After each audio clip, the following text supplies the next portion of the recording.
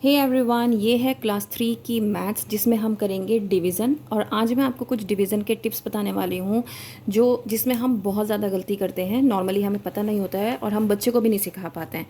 तो सबसे पहले जो है एक नॉर्मल क्वेश्चन लेते हैं हम 74 डिवाइडेड बाई 5। इसको हम कैसे करेंगे, ठीक है।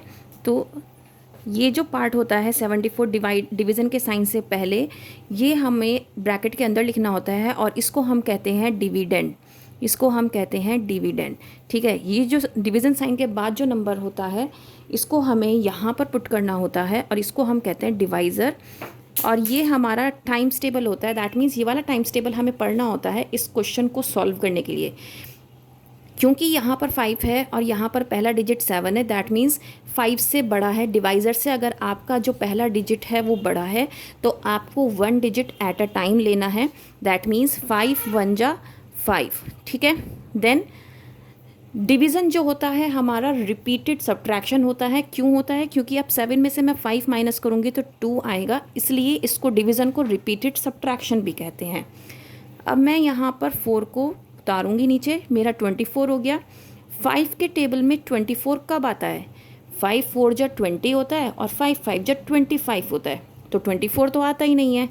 तो अब मुझे 5 के टेबल में ऐसा नंबर देखना है जो 24 से छोटा हो बट नियरेस्ट हो।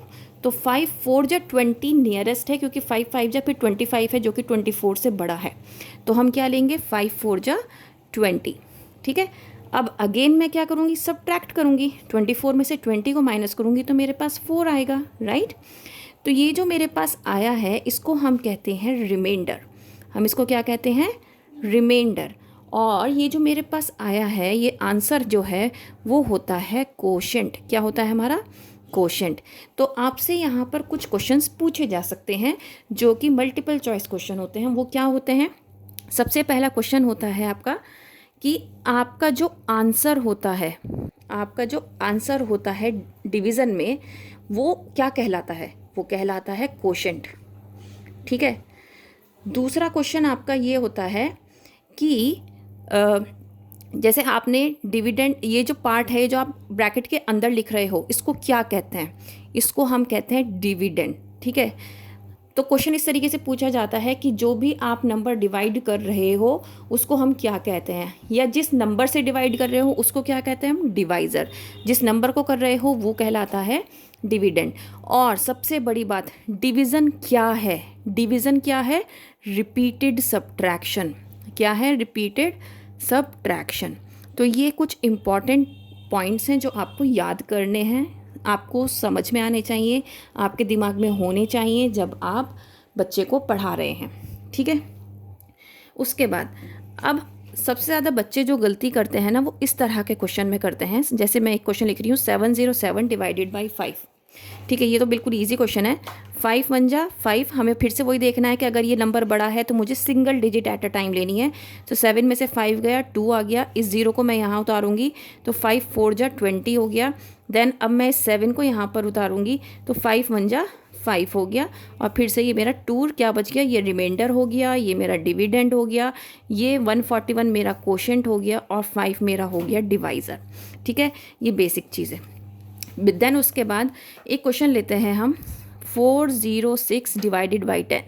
ये क्वेश्चन ज़्यादातर बच्चे गलत करते हैं। क्यों गलत करते हैं? अब ये देखिए, 10 4 जा 40।